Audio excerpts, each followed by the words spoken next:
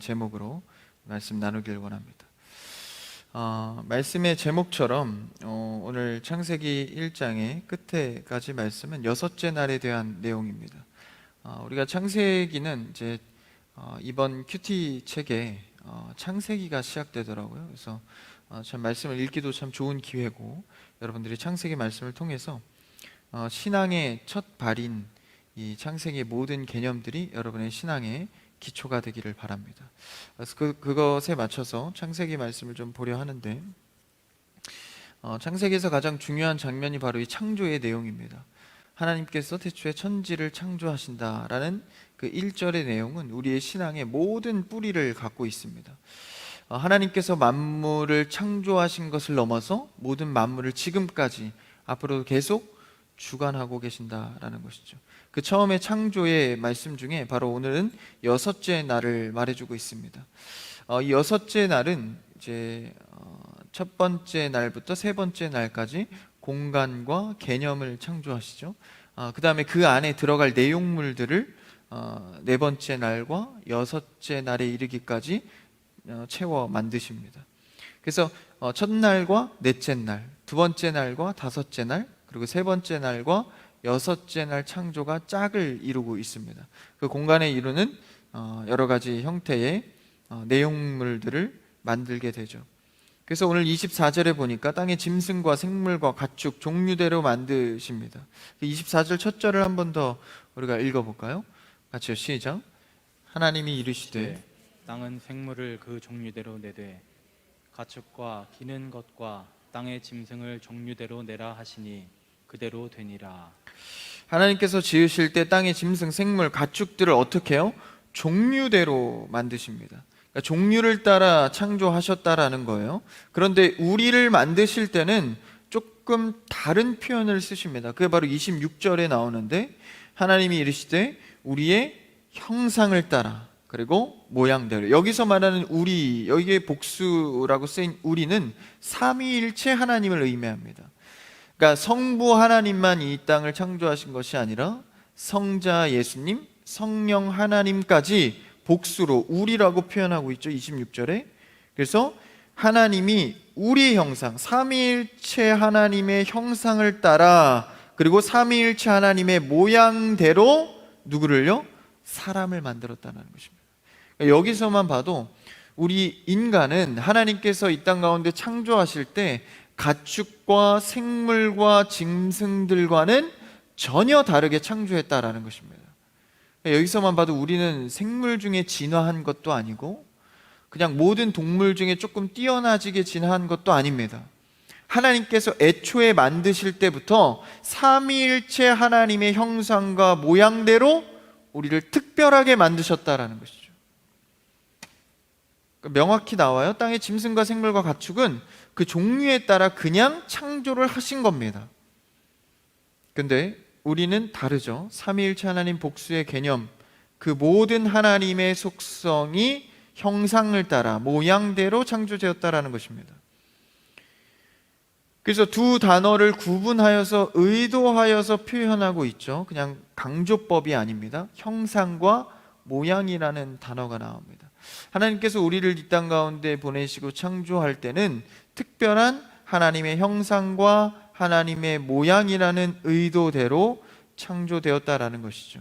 이것을 우리가 안다면 이 땅 가운데 우리가 살아가야 할 목적과 이 땅에 온 이유를 발견할 수 있게 됩니다. 그러면 그 형상과 모양은 어떤 뜻일까요? 형상은 그 뜻이 바로 새긴다라는 뜻입니다. 그러니까 형상으로 만들었다는 것은 상징이죠. 그러니까 상징 그대로 삼위일체 하나님의 상징물로서 그곳에 하나님의 속성을 새겼다라는 것입니다. 그래서 이 새겼다라는 표현은 이스라엘 백성들이 우상을 섬길 때도 이 표현을 썼습니다. 우상을 새겼다. 그러니까 우상의 형상물을 만들었다는 것은, 그 형상이라고 표현하는 것은 어떤 의미입니까? 실제 그 우상의 신은 아니지만 돌이나 금이나 은으로 만들어 형상적으로 상징을 넣어놨다라는 것이죠. 그러니까 우리가 하나님 편에선 그렇다라는 거예요. 하나님의 형상을 인간에게 새겼다라는 것이죠. 그래서 형상을 따라. 그래서 어떤 상징물인 동상을 만들거나 조각상을 만들 때도 그 안에는 생명, 실제는 없지만 그 모습의 속성을 따라 만들었다라는 것이죠. 그래서 그 형상을 보면 그 본질이 생각나게 됩니다. 요새 이순신 영화가 인기인 것 같은데, 이순신 동상을 보면 어떤 게 떠오르죠? 그의 용맹함과 그의 업적과 역사가 떠오르죠. 마찬가지입니다. 하나님께서 우리에게 하나님의 형상을 따라 새겨놨기 때문에 우리를 보면 하나님이 생각날 수 있게끔 만들어 놓으셨다라는 것입니다. 그래서 인간이 뭘 추구하죠? 인간은 아름다움을 추구합니다. 다른 동물과 생물과는 다르게, 동물이 예술하는 거 보셨어요? 보셨다면 제보해 주십시오. 그런 일은 없습니다. 동물이 아름다움을 추구하나요? 동물이 예술품을 하나요? 감정의 어떤 그런 동선을 따라 어떤 이런 아트적인 일들을 하나요? 하지 않죠. 그들은 그냥 종류대로 만들어진 거고, 우리는 형상을 따라 만들어졌기 때문에 하나님처럼 아름다움을 추구하고 관계를 추구하고, 그렇죠? 감정에 따라 수많은 작품을 만들어내고, 그러니까 하나님의 색임, 형상이 들어가 있다라는 것이죠. 그래서 자연 만물을 보며 하나님을 노래할 수 있고, 우리의 모습을 봐도 하나님의 형상을 발견할 수 있어야 한다는 것입니다. 우리의 모습은 어떻습니까? 죄로 물들어 하나님의 형상이 망가졌다라는 것이죠. 그래서 우리의 삶 속에서 신앙이라는 형태를 통해서 부단히도 그 하나님의 형상을 다시 회복하고자 노력하는 것이죠.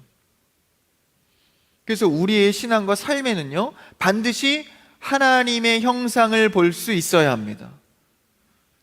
우리의 삶에 망가져 있던 하나님의 형상을 회복하는 여러분들을 축복합니다. 찬양하시고 말씀을 주야로 묵상하시고 예배하셔야 그 형상의 회복이 일어날 수 있다는 것이죠. 하나님을 생각나게 하는 삶, 여러분 주변이 여러분을 통하여서 하나님을 발견하게 되기를 축복합니다.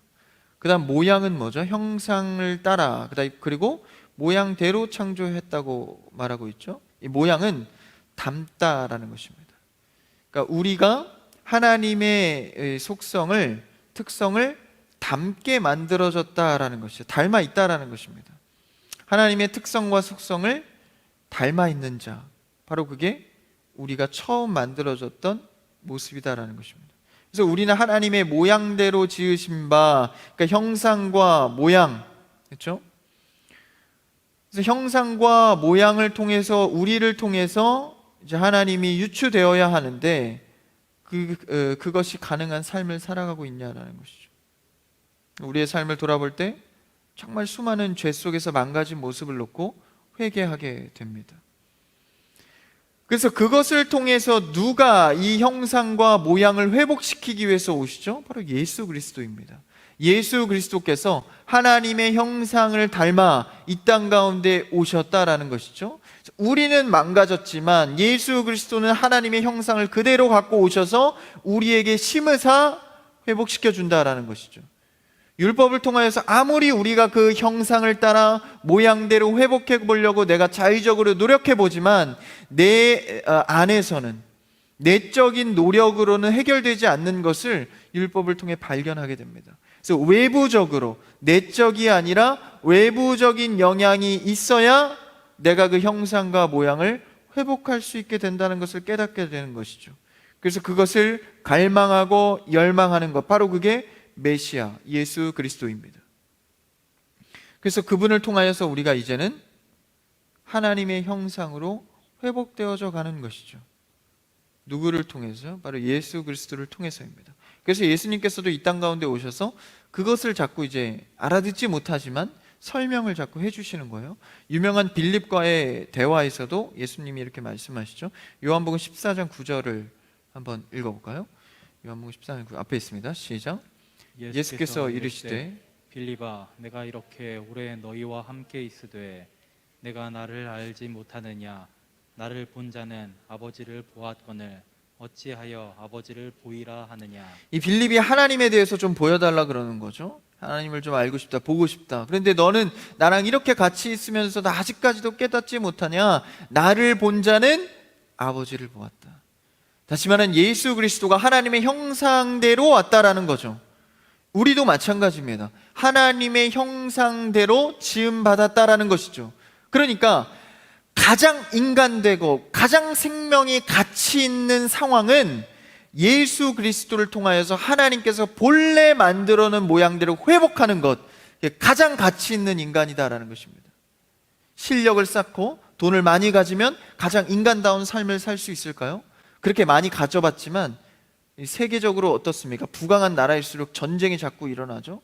더 약탈하고 싶고 갖고 싶고 욕심만 생기는 거예요. 그래서 하나님의 형상대로 가장 멋지게 인간이 가치 있게 설 수 있는 것은 예수 그리스도가 하나님의 형상대로 이 땅 가운데 오셔서 내 안에 거할 때 가장 인간다움을 회복할 수 있다는 것입니다. 예수님처럼 예수님을 닮아가는 것, 그 형상대로. 그래서 예수님의 형상을 회복한 자들은 사람을 섬길 줄 알고 사랑할 줄 알고, 돈이 없지만 하나님의 은혜로 살아갈 수 있는 자, 섬길 수 있는 자, 뭐 돈으로 섬기겠어요? 그것이 아니다라는 것이죠. 그게 가장 인간된 삶에, 그러니까 DNA적으로 하나님께서 설정해 놓은 모양. 그러니까 하나님께서 새를 만들 때도 철새가 날씨에 따라 이동을 하지 않습니까? 학습된 게 아닙니다. DNA적으로 그렇게 심겨 놓은 것이죠. 우리도 학습돼서 알게 된 것 말고 하나님께서 형상대로, 모양대로 심겨놓은 본래의 것이 있다라는 것이죠. 그래서 우리가 그것을 믿지 않는 자들도요, 그 인간의 수많은 고찰을 통해서 뭔가를 찾아갑니다. 내 뜻대로 되는 게 아니구나, 뭔가가 필요하구나. 그런 고찰 속에서 막 뭔가를 찾아가잖아요. 그러니까 인간이 참된 인간 되는 것은 예수 그리스도를 만나는 것입니다. 그랬을 때 진정한 하나님의 형상과 모양대로 지은 것이 무엇인지를 알게 된다라는 것이죠. 그래서 예수님이 빌립의 대화에서 나를 봤다면 하나님을 본 자다. 그리고 너가 하나님이 그 형상과 모양대로 만들어 놓은 대로 회복할 수 있다는 것을 알려주는 것이죠. 로마서 8장 29절에서도 이렇게 말하고 있습니다. 한번 읽어볼까요? 시작. 하나님이 미리 아신 자들을 또한 그 아들의 형상을 본받게 하기 위하여 미리 정하셨으니 이는 그로 많은 형제 중에서 맏아들이 되게 하려 하심이니라.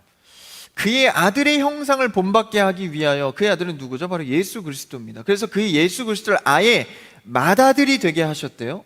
그러니까 그로 많은 형제는 누굽니까? 바로 우리입니다. 하나님을 믿고 따르는 자들 중에 맏아들이 되게 하셨다. 하나님의 형상의 표본을 예수 그리스도로 삼았다라는 것이죠. 그게 바로 예수 그리스도 맏아들, 그리고 부활의 첫 열매가 되신다. 첫 열매는 어떤 뜻이죠? 첫 열매가 맺어졌다는 것은 그 다음번에 수많은 열매를 맺는다는 증거입니다.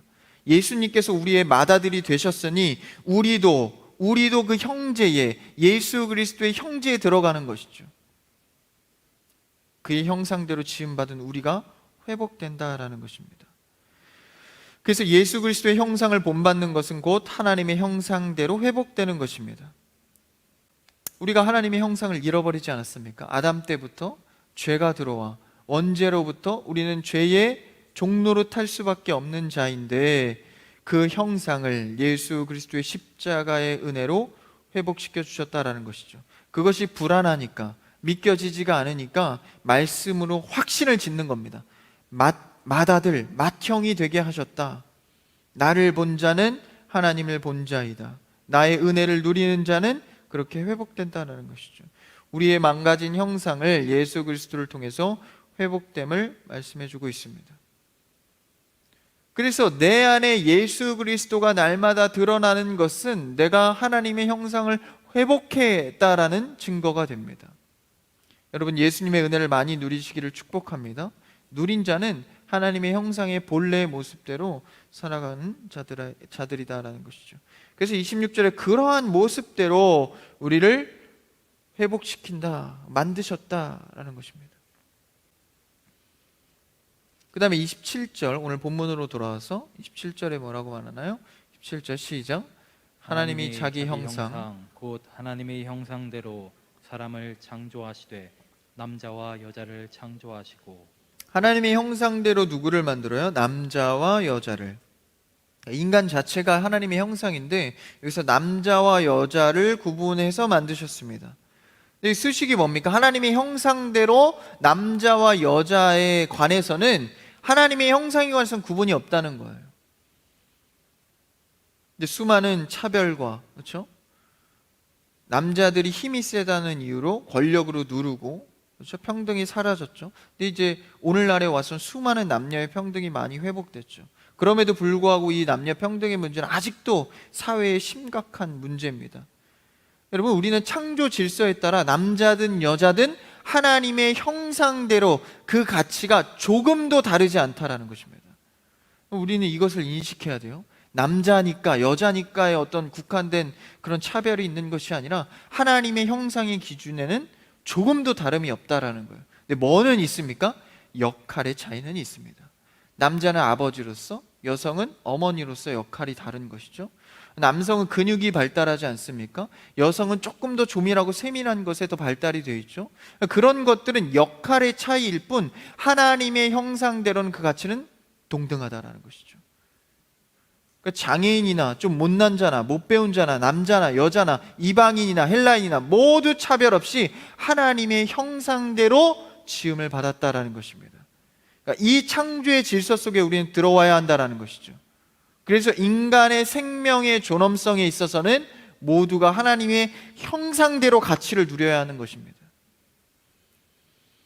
지금도 우리는 사회, 경제, 질서 발전에 의해서 많이 성숙했지만 아직도 창조 질서의 시선으로는 좀 약화된 것이 많습니다. 여러분, 우린 사회의 발전에 따라 성숙한 것이 아니라 성경의 가치에 따라 성숙한 자들이 되기를 축복합니다. 그래서요, 우린 성경을 가까이 해야 합니다. 많이 읽어야 합니다. 그래서 그 가치가 내 가치관이, 세계관이 될 수 있도록. 그래서 이러한 역할의 차이만 있을 뿐 하나님의 형상대로 동일하기 때문에 이런 평등을 우린 추구해 가야 한다는 것이죠. 이 역할까지도 억지로 모두 다 평등하다, 그것은 아닙니다. 반드시 역할의 차이는 있는 것이죠.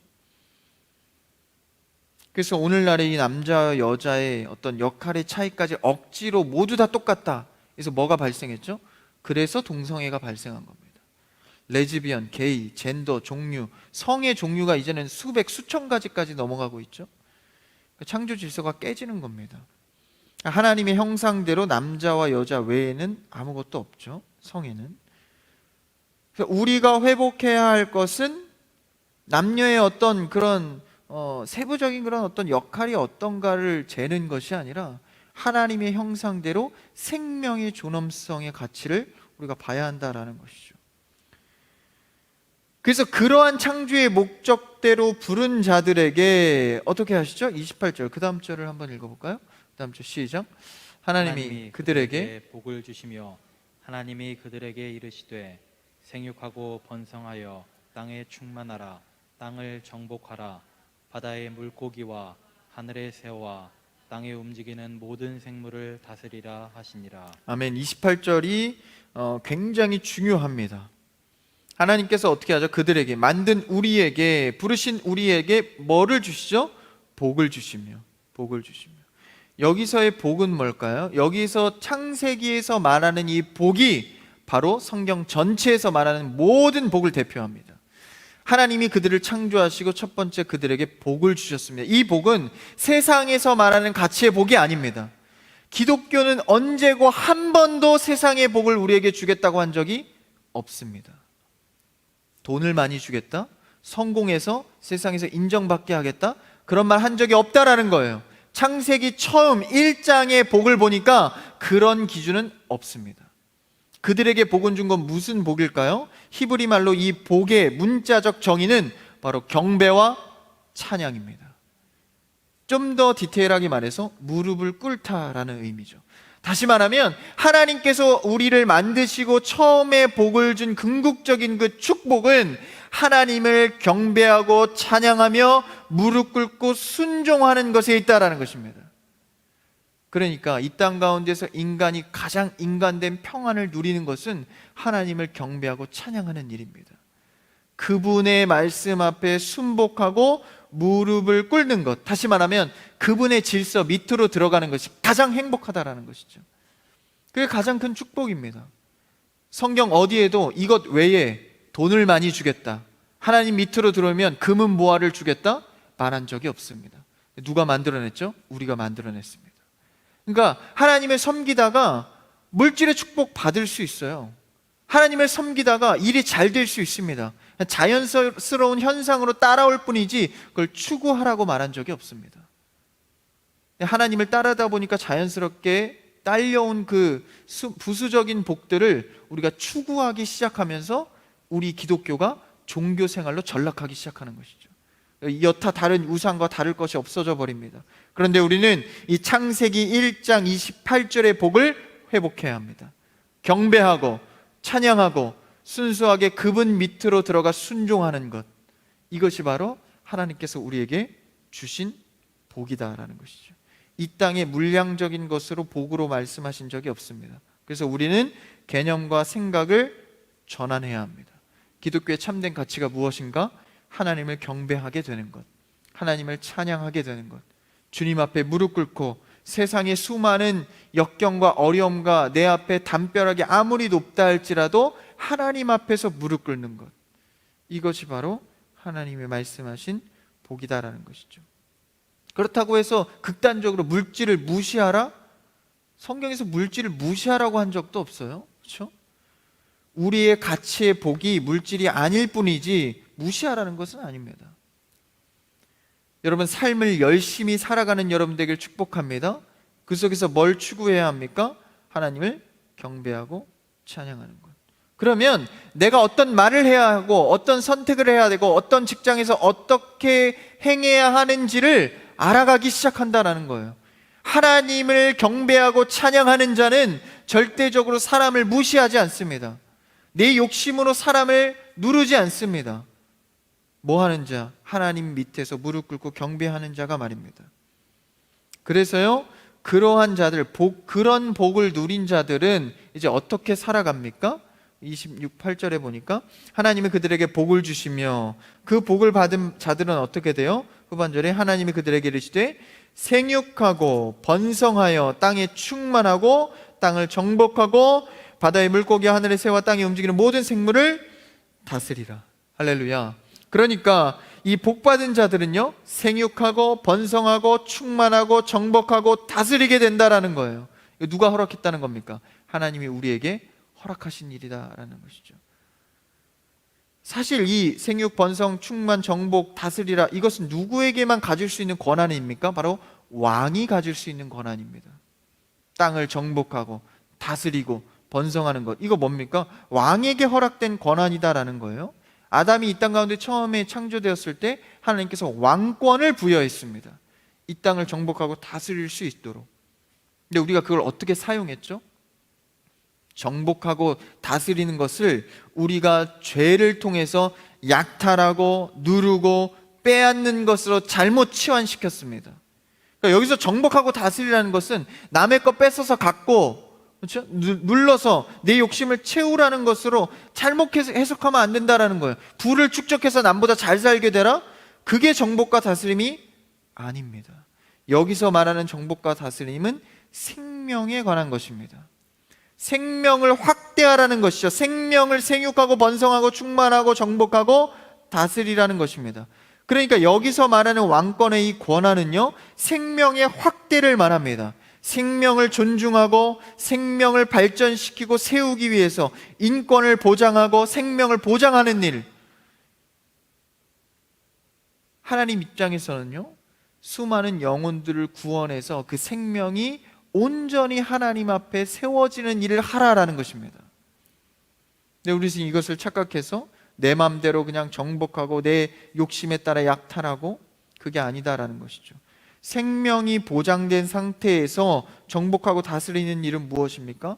꿈을 갖고, 비전을 갖고, 직업을 갖고, 고용하고, 생산하고, 재산을 소유하고, 사고 파는 것, 경제의 논리, 이런 것들은 하나님 안에서 사실 선하다라는 거예요. 여러분, 선한 경제 활동을 하시기를 축복합니다. 축복하고 정복하고 다스리는 게 뭡니까? 내가 만든 물건을 그에게 팔아서 그들에게 도움이 되고 나는 그 돈을 받아서 그것을 다른 것을 취할 수 있는 굉장히 선한 구조다라는 거예요. 생육하고 번성하는 일은 말이죠. 근데 여기에 뭐가 들어갔습니까? 불순물, 죄가 들어갔습니다. 부당한 이득을 취하기 시작합니다. 내가 만든 것 이외에 고리의 대금을 취하기 시작합니다.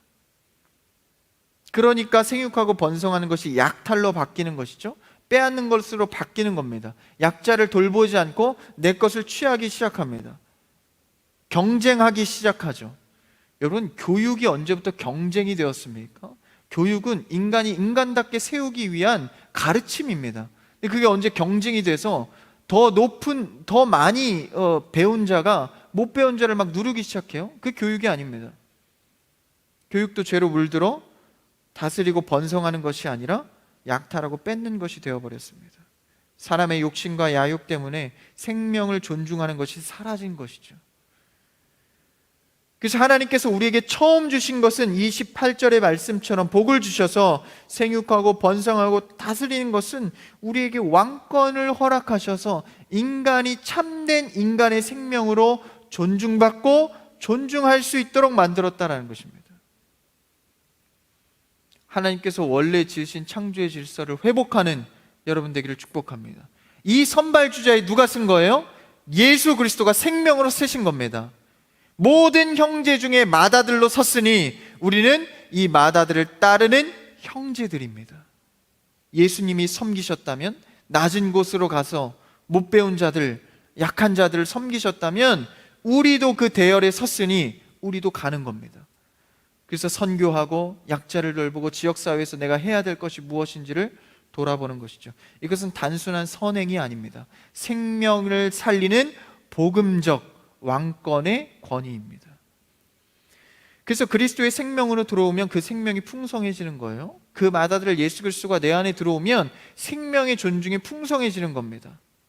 혼돈과 공허와 어둠 속에 질서와 생명과 빛이 들어왔으니 우리 안에 영혼을 사랑하는 마음으로 충만해지는 겁니다. 누가 그랬듯이 예수 그리스도가 그랬단 말입니다. 그래서 예수 그리스도께서 이 땅 가운데 오셔서 뭐라고 말씀하십니까? 나는 섬김을 받으러 온 것이 아니라 도리어 섬기러 왔다. 그러니까 예수님의 왕권은 섬기고 인정받으러 온 게 아니라 섬기러 왔다는 거예요. 우리도 마찬가지입니다. 하나님께서 부여한 우리의 왕권은 섬김받고 인정받고 칭찬받으려고 우리가 이 땅 가운데 온 것이 아니라 그 영혼을, 하나님께서 그 원하시는 그 영혼을, 생명의 풍성함을 전달하고 세우기 위해였다라는 것이죠. 섬겨야 하는 우리는 그 하나님의 형상을 따라 가장 복된 모습으로 회복되어야 합니다. 여러분, 예수님을 통해서 진짜 복이 회복되는 여러분 되기를 축원합니다. 그래서 이 명령의 본질은 뭡니까? 생명의 풍성함입니다. 하나님께서 부여하신 그 구원의 생명의 풍성함. 그래서 예수님을 처음 만난 자, 그 첫사랑의 그 감격이 있는 자는 약간 좀 미쳐 있잖아요. 뭘 안 해도 막 찬양만 해도 기뻐하잖아요. 여러분, 그 첫사랑의 감격과 창조의 질서가 얼마나 회복되어져 있습니까? 이제는 다 그것이 미지근해져서 예수 그리스도의 창조의 질서의 그 생명이 뜨겁지도 않고 차갑지도 않고 그냥 주일에 예배 드린 것으로 출석으로 만족하는 신앙을 하고 있지는 않습니까? 여러분 안에 예수 그리스도의 생명의 풍성함이 다시 회복되기를 축복합니다. 그래서 가정과 직장과 학업과 캠퍼스 어느 곳에 가든지 이 생명의 기쁨이 회복되어야 합니다. 누구를 만나도 그 생명의 기쁨 속에 사랑할 수 있고 이해할 수 있고 섬길 수 있어야 한다는 것이죠. 이것이 창조 질서 왕권의 회복입니다. 왕권의 다스림이라고 해서 내 맘대로 하는 것이 아니라 오히려 섬기러 오신 예수님처럼 우리가 닮아가는 것이죠. 공허하고 혼돈이 그 무질서가 지배했던 죄의 종노릇했던 우리의 모습 속에서 이제는 예수님을 통해서 본래의 왕권을 회복해 가는 것입니다. 그래서 창조 질서의 명령의 회복으로 우리 일상이 회복되는 것입니다. 여러분의 일상이 창조 질서로 회복되기를 축복합니다. 그 모습이 뭡니까? 로마서 5장 17절에서는 이렇게 말하고 있습니다. 명령하고 있죠? 같이 읽어볼까요? 시작. 한 사람의 범죄로 말미암아 사망이 그 한 사람을 통하여 왕노릇하였은즉 더욱 은혜와 의의 선물을 넘치게 받는 자들은 한 분 예수 그리스도를 통하여 생명 안에서 왕노릇하리로다. 한 사람의 범죄, 그 아담으로부터 이제 발생된 그 사망의 죄의 종노릇하는 그러한 모습 속에서 이제는 우리는 한 분 예수 그리스도, 그분을 통하여서 생명 안에서 왕노릇, 이게 뭡니까? 바로 창세기에서 하나님께서 생육하고 번성하라고 부여했던 왕권을 말합니다. 이제는 우리의 일상의 삶에서 이 왕권을 회복해야 합니다. 생육하고 다스리는 것, 내 욕심을 빼고 하나님 앞에서 생육하고 번성하고 다스리는 일, 여러분 얼마나 실천하고 계십니까? 개인과 가정의 욕심을 통하여서 하나님의 질서가 무너지는 그런 신앙을 내려놓고 이제는 나의 삶과 가정과 교회를 통하여서 하나님의 질서와 계획이 회복되기를 주님의 이름으로 축복합니다. 그래서 이제는 사람의 마음에서 이제 하나님의 마음으로 이 사망의 왕노릇하는 것에서 예수 그리스도가 내 안에 왕노릇하는, 생명 안에서 왕노릇하는 것이죠. 그래서 착취하고 빼앗고 나의 욕심대로 하는 것이 아니라 이제는 예수님처럼 도리어 자신을 내어주는 섬김. 이게 혼돈과 공허와 무질서 속에서요 예수 그리스도의 빛으로 채우는 일입니다. 여러분 일상에서 자신을 내어주는 이 섬김이 회복되기를 축복합니다. 말씀을 정리합니다. 우리는 이제 창조 질서의 사명을 회복해야 합니다. 단순히 내가 먹고 마시고 내 삶을 위해서 추구하고 살아가는 것이 아니라 그의 형상을 따라 그의 모양대로 예수 그리스도가 내 안에 임하셔서 하나님의 형상을 닮아 살아가는 여러분의 삶과 신앙 그리고 가정이 되기를 주님의 이름으로 축복합니다.